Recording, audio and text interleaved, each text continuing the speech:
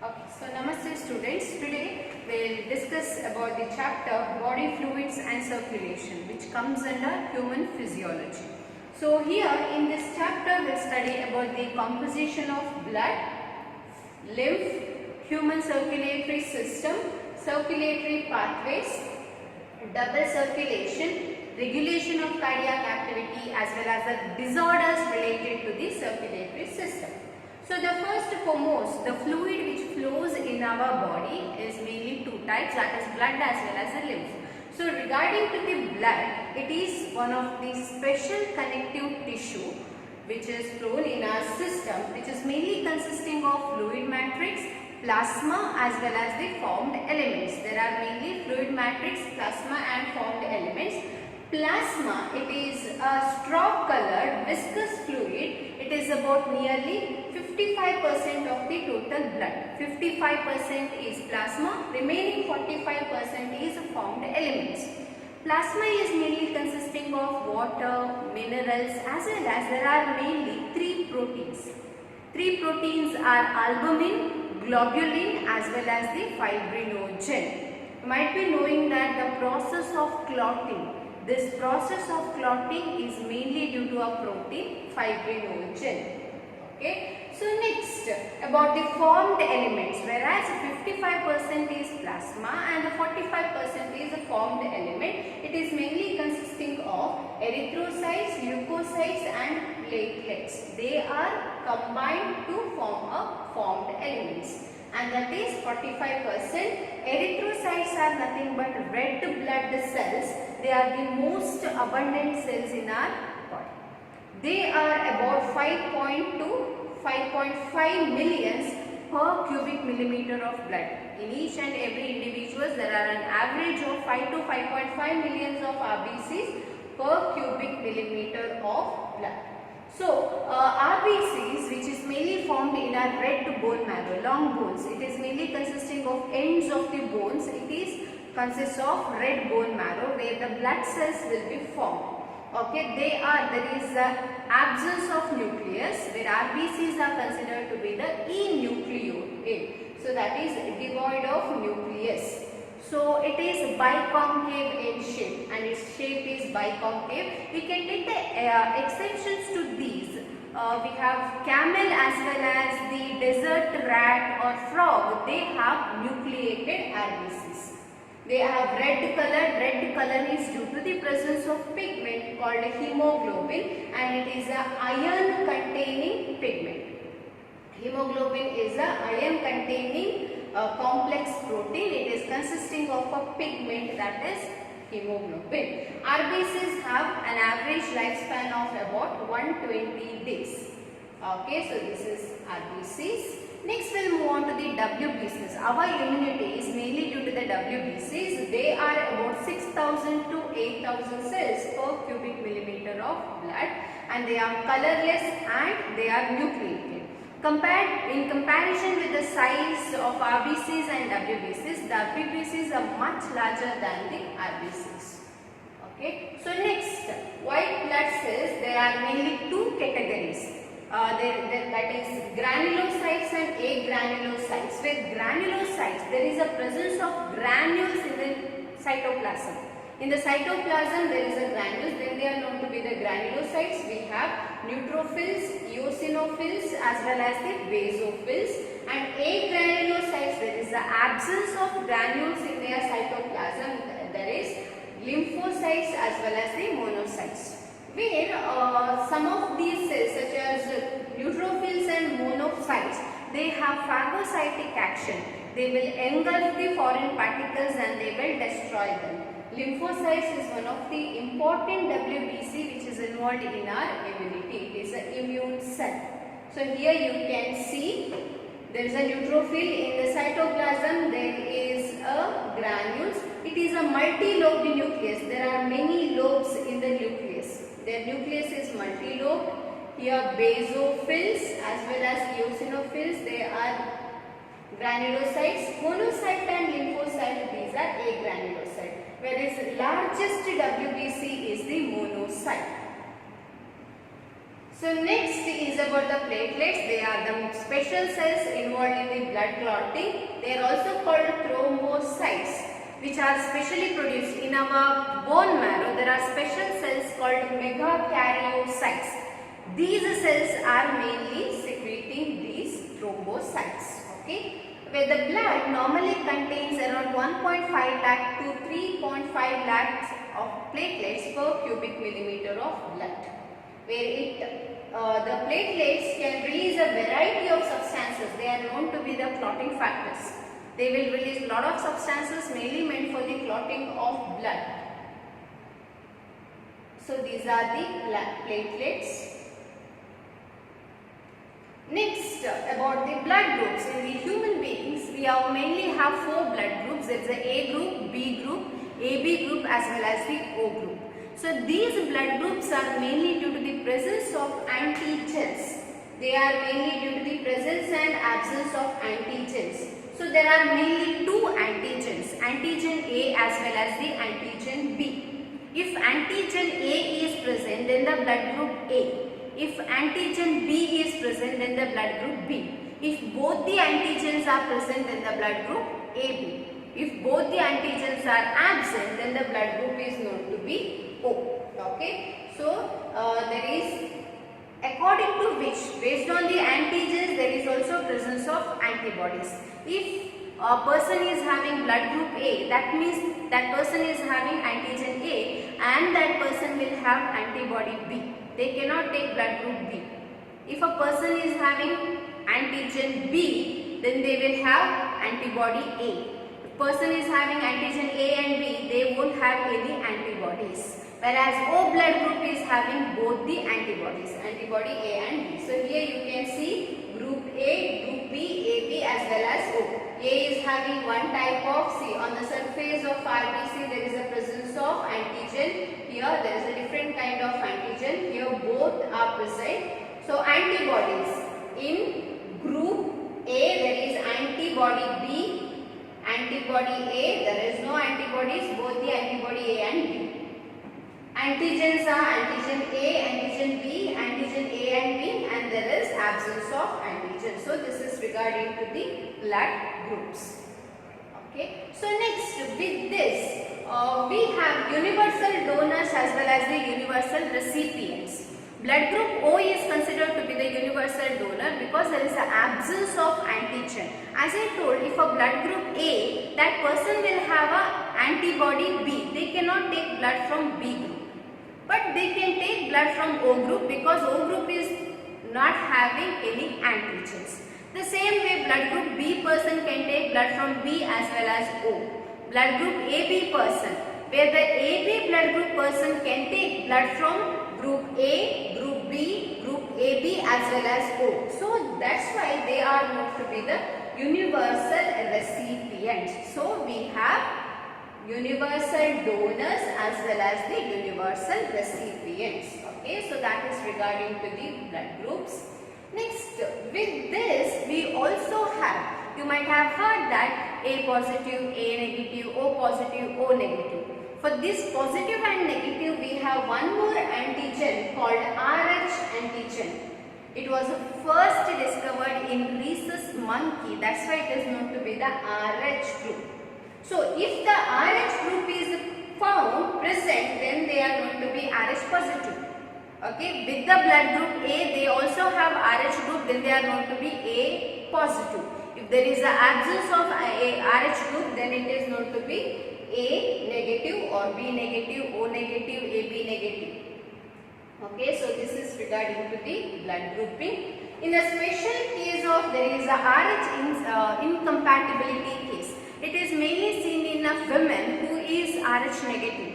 When a woman is Rh negative and her husband is Rh positive, in the next generation, the offsprings may be Rh positive or negative.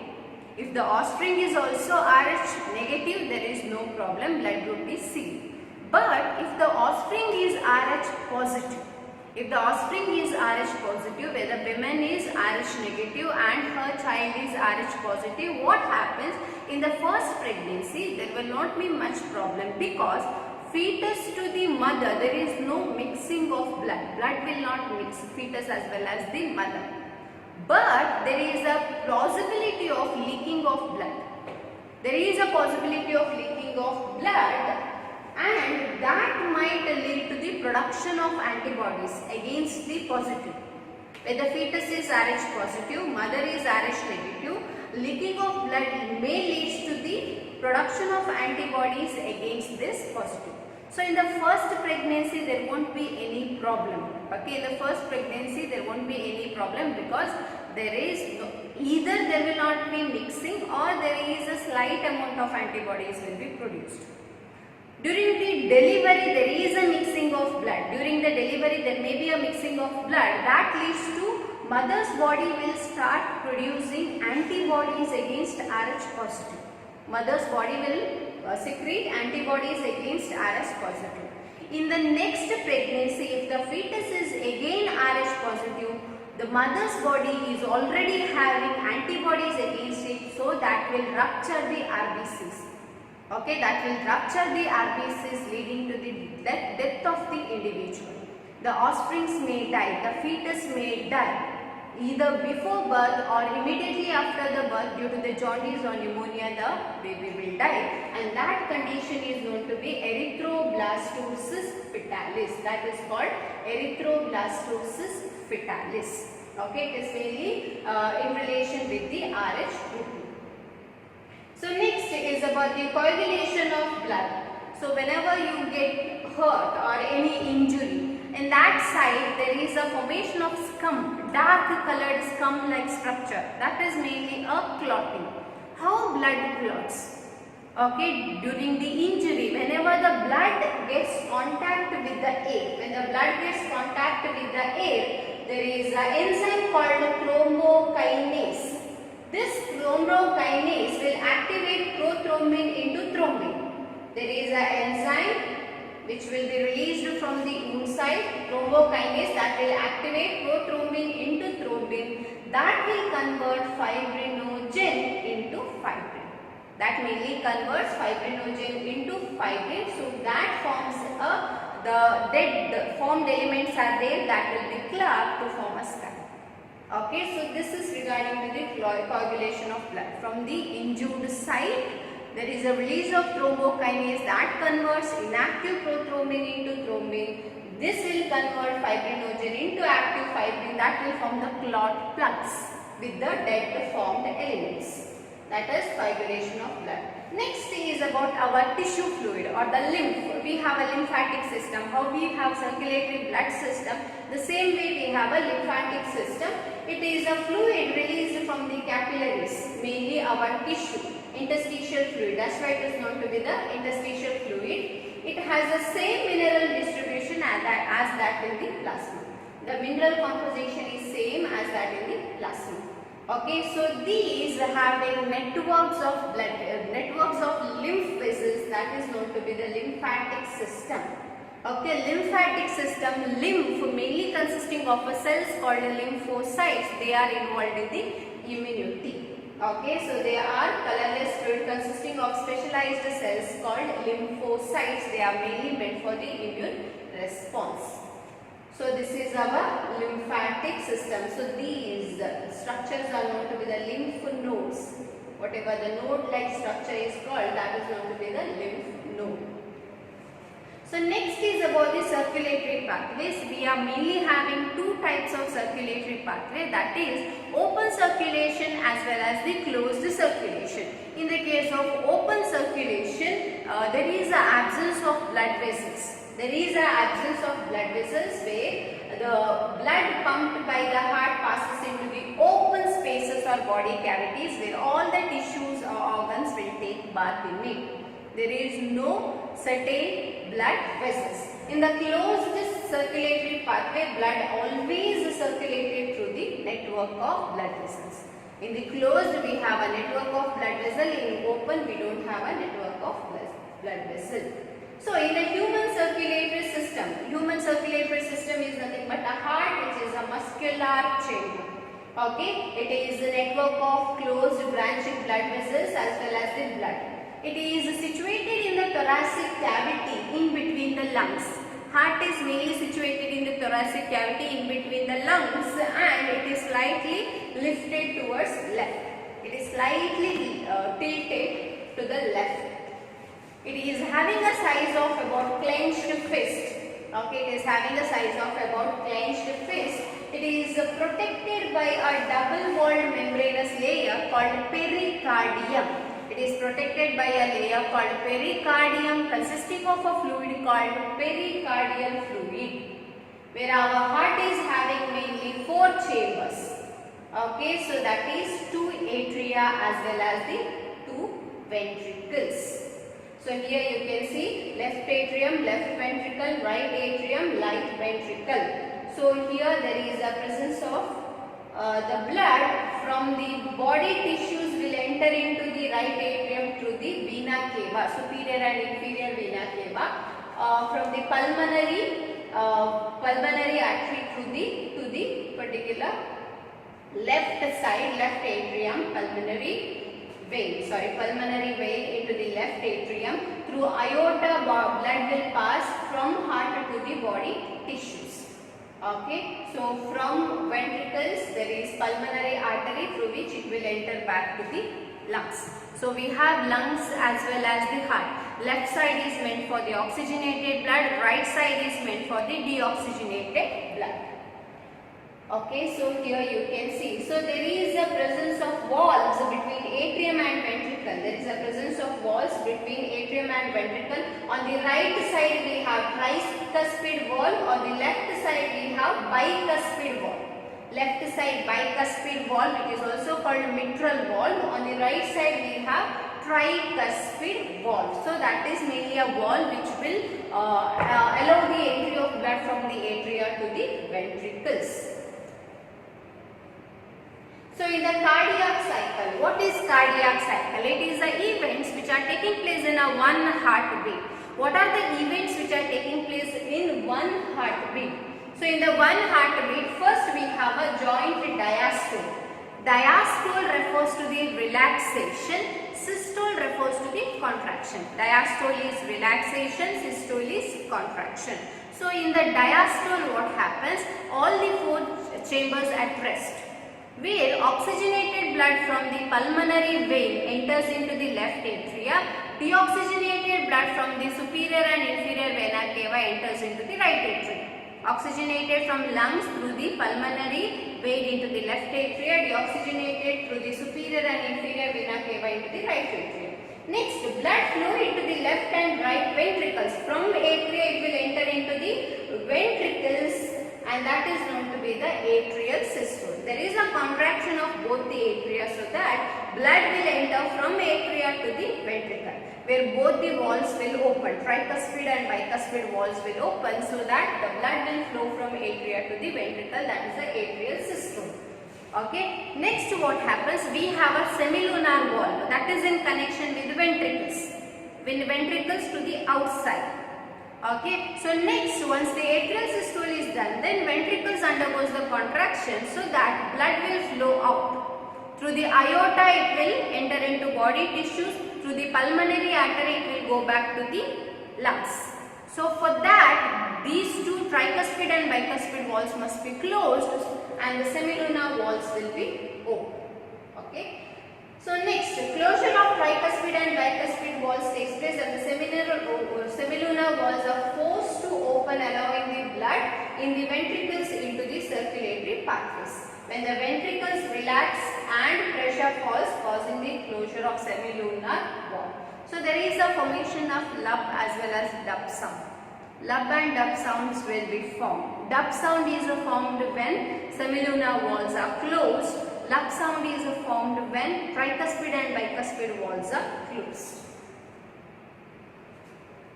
So, the sequential events in the heart which is cyclically repeated is called cardiac cycle. So, normally around 72 cardiac cycles are performed per minute. One cardiac cycle will take around 0.8 seconds. One heartbeat will take around 0.8 seconds, so that in a minute on an average 72 beats per minute. Okay. So in that one heartbeat there are about 70 ml of blood will be pumped out by the ventricles. That is stroke volume. The volume or the amount of blood pumped out by the ventricles is about 70 ml in one heartbeat. Okay, where stroke volume into heartbeats in a minute is cardiac output. It is the amount of blood pumped out by the ventricles in 1 minute. So it will be 70 into 72. On an average, 5 liters of blood will be pumped in 1 minute. During cardiac cycle, two sounds are produced. The first sound is the lung sound due to the closure of tricuspid and bicuspid wall, and the second sound is the duck sound due to the closure of semilunar valves. Okay, so next, how conduction of heart takes place. So as I told how the heartbeat will takes place, what is the reason for this heartbeat?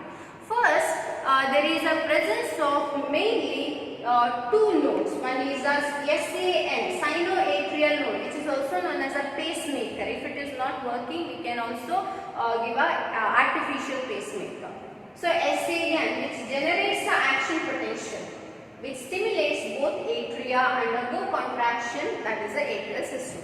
SAN generates an action potential. It is like a small jerk, leading to the contraction of both the atria so that blood will flow from atria to the ventricles. That is sinoatrial node. We have one more node called atrioventricular node, AVN. So this AVN also leads to formation of a contraction, and that will open the semilunar valve.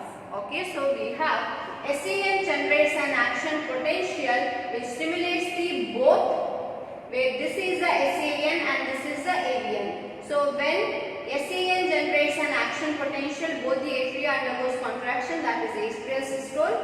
When the action potential is conducted by the AVN as well as the AV bundles. So extending from the AVN. So this is the SAN. When this forms the action potential, both the atria undergoes contraction. When this AVN forms the action potential, that will be circulated through the AV bundles. So these bundles are the Purkinje fibers leading to contraction of both the ventricles. Okay. So this is regarding to the contraction. Next, we have a double circulation. What do you mean by a double circulation? We have four chambers, two atria and two ventricles, where there is a flow of oxygenated as well as a deoxygenated blood. So in the flow of oxygenated and deoxygenated blood, this blood will never mix up. In our heart, blood will never mix up. So that's why it is known to be complete double circulation. The ventricles pump it without any mixing up, that is two separate circulatory pathways are present. That's why it is known to be the double circulation. Here you can see this is from the heart through the pulmonary vein, enters into the left side. From the left side through aorta enters into body tissues. From these body tissues, deoxygenated blood will enter into the right atria. From the right ventricles to the pulmonary artery, it will enter into the lungs. So that is complete double circulation. Okay, here you can see pulmonary capillaries, left ventricle, aorta, systemic circulation, superior and inferior vena cava, and pulmonary circulation. So we have systemic circulation and pulmonary circulation in the double circulation. Pulmonary circulation means it includes the lungs as well as the heart. Lungs and heart is a pulmonary circulation. So oxygenated blood from the lungs enters into the left side. Deoxygenated blood from heart enters into the lungs. So this is a pulmonary circulation. Systemic circulation involves the body tissues. Oxygenated blood will enter into body tissues. Again, deoxygenated blood will enter into the heart. So that is the systemic circulation. Next, regulation of heart. In the case of regulation of heart, our heart is myogenic, made up of muscles, and it is auto-regulated. We have a SAN node, AVN node, due to which it is known to be the auto-regulated. But still, our nervous system, neurosignals, we have sympathetic and parasympathetic nerves. These can alter the heartbeat rate. They can also alter the heartbeat rate, where sympathetic nerves will increase the heart rate, parasympathetic nerves will decrease the heart rate. So that is two nerves. And we have adrenal glands. We have adrenal gland secretions, adrenal medullary hormone secretion. You might have studied about the flight hormones, emergency hormones secreted by the adrenal medulla.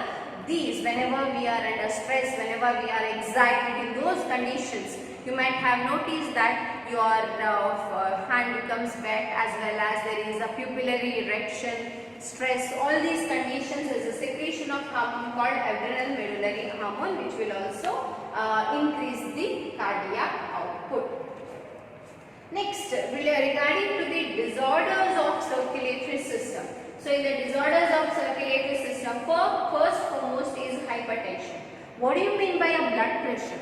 It is pressure exerted by the blood towards the wall of blood vessel. Okay, it is pressure exerted by the blood. So, normal blood pressure. What is the normal blood pressure? Okay, it is 120/70. So, here in the normal blood pressure, if there is a slight alternation, if if any person who is checking for around 10 to 12 ratings, in that if any person is having a regular blood pressure which is more than 140/90, where 140 is systolic, 90 is diastolic. If that condition is there, then they are known to be hypertensive. So they are having a high blood pressure. If blood pressure is high, in the sense that will affect our heart as well as the brain. And then we have a coronary artery disease, CAD. It is a blocking of our capillaries. It is mainly due to the accumulation of cholesterol or calcium. It is mainly caused due to the smoking. Angina, it is angina pectoris, a symptom of, we can tell it is a first symptom of cardiac arrest, where the individual will have acute chest pain. And we have heart failure, where heart is not pumping. It is heart failure. Heart attack is different, cardiac arrest is different, heart failure is different. Okay, so this is regarding to the chapter body fluids as well as the circulation. Thank you.